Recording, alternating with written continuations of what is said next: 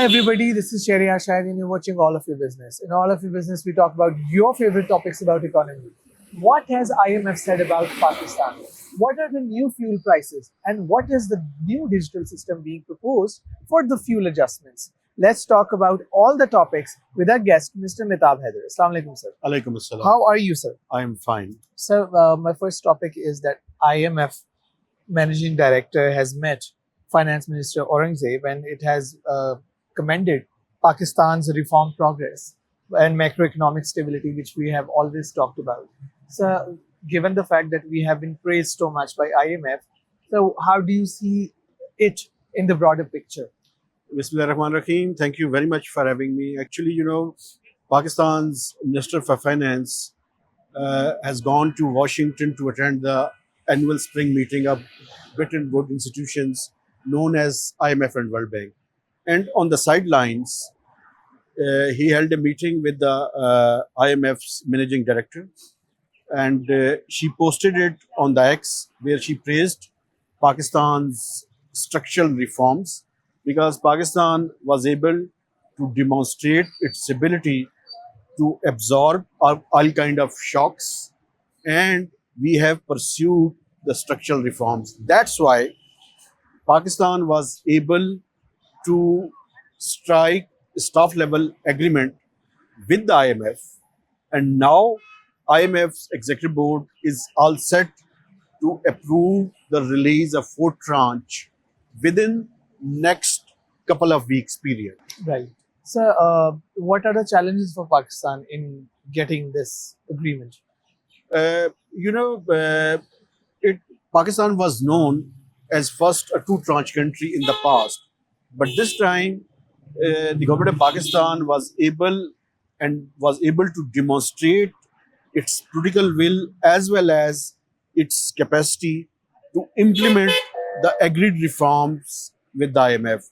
So that's why we have already taken three tranches, and this third review will be completed and Pakistan will be able to draw the fourth tranche and the second tranche under the climate finance. So Pakistan will be able to get $1.2 billion. And the problems we are facing, the problems of low revenue base as well as the power and fuel side problems. So these are two problems which are still needs to be resolved. Right, sir. IMF has praised Pakistan's reforms progress. So, what is there any specific thing that has been praised by IMF or general reform? Generally, it means that staff level agreement means that Pakistan and IMF were able to evolve consensus on 9 tables, and every table is related to one sectors of economy. For instance, Pakistan was able to demonstrate a current account surplus in March, for instance, and it is one of the highest surplus in the recent months. When we are facing the fuel crisis, we have experienced over $1 billion surplus in March on account of current account surplus. Because in the first 8 months, it was deficit, but now in 9 months period, it had turned into a overall surplus. So it's a great news for Pakistan, and it also shows that Pakistan was able to achieve overall macroeconomic stability despite this fact that we have faced a problem on account of fuel, especially the petrol prices as well as the gas prices because of a recent war in the Gulf region. But Pakistan was able to absorb this severe shock because we have created a buffer by increasing the foreign exchange reserves, and that's why we were able to pay back our debt liabilities at time of maturity. For instance, Pakistan has paid back $1.4 billion on the maturity of the Eurobond. And in next week, Pakistan is going to pay back $3.5 billion to the United Arab Emirates on account of deposits which were lying with the State Bank of Pakistan. Although Kingdom of Saudi Arabia has also announced to provide $3 billion to Pakistan. Right. So Pakistan was able to absorb this kind of heavy repayments.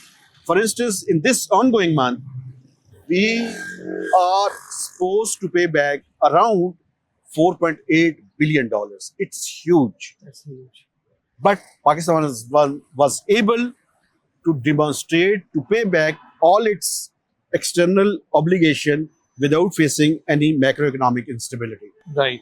So, since we are talking about the fuel crisis, so is there any update about the latest fuel prices, or there are reports that fuel might go up in Pakistan? There are reports, two type of reports, that this time the prices might be reduced, because we have seen in the past that diesel prices were reduced significantly, and we have mentioned in the last program. Absolutely. And the petrol prices were reduced, but it was reduced less. Ministry of Petroleum and Ministry of Finance will take a decision with the consent of the Prime Minister. So I will not give any judgment at this point of time, but it is hope that the prices might witness some reduction Right. rather than increasing at this point of time. Right. And so, government has also launched digital systems to monitor petrol sales. Yes, it is a good, because it will help to ensure complete stock taking of the overall fuel supply situation, as well as how much fuel is available at the petrol pumps at the retail level and how much they have sold. It will help to provide a targeted subsidy on one side, but it will also help the government to ensure that there should be no hoarding at the retail stage. So this kind of documentation through digitization will help to ensure smooth supply at the retail stage. Right. Sir, since we have been talking about the fuel crisis, but the most important issue that is going on these days, and that has caused a lot of tension among the citizens, that is the load shedding. The load shedding has returned to Pakistan, and people are facing up to 16 hours of power cut. So, how long it's going to be a problem for the citizens of Pakistan? Actually, load shedding has been multiplied, keeping in view this overall war in the Gulf. Why? Because RLNG has been stopped from Qatar. Right. So the government of Pakistan has abandoned the fuel gaslers plants which were produced electricity through furnace oil or through fuel.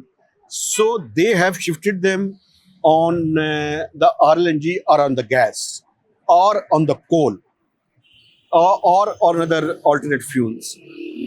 So after halting of RLNG from Qatar, now there is a solution to divert local gas to the power plants as well as to the fertilizer plants, because these are the two crucial sectors and both are crucial for Pakistan.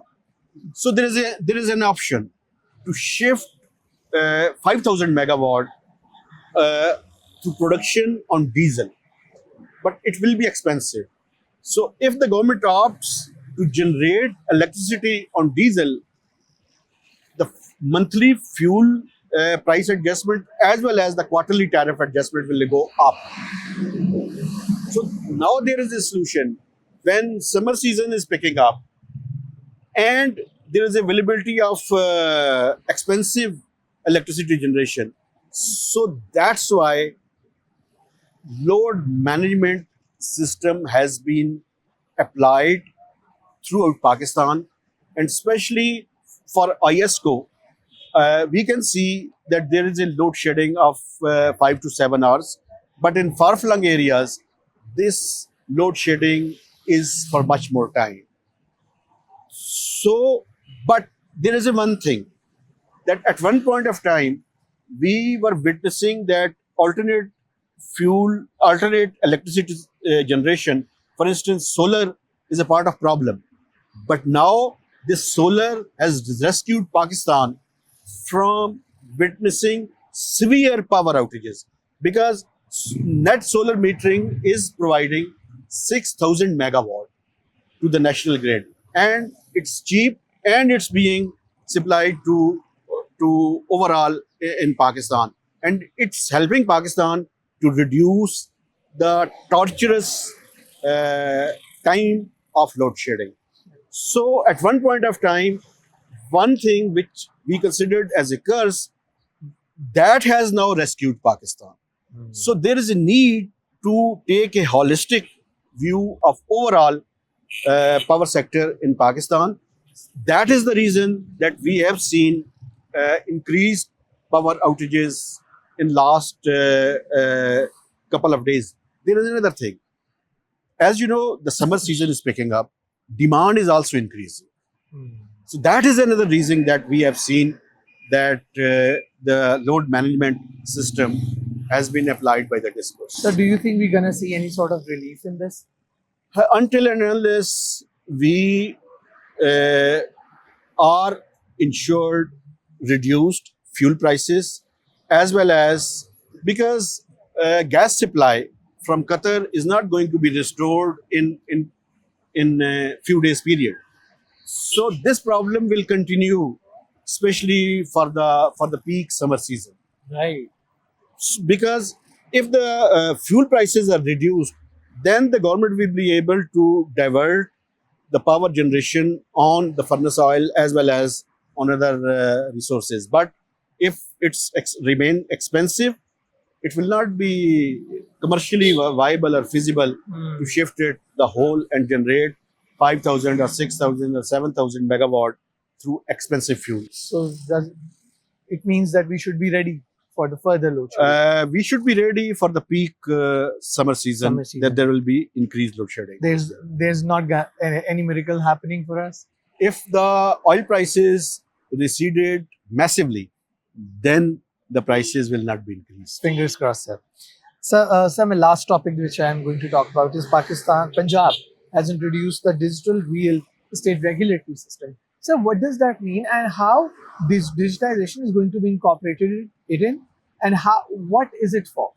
Actually, we have seen in the past that land record has been digitized in Punjab, but now Punjab government is coming up with a regulator where the whole real estate sector will be regulated by a regulator, and I think this is the step in the right direction, because we have seen so much boom of different housing societies in Pakistan, but there is no regulator.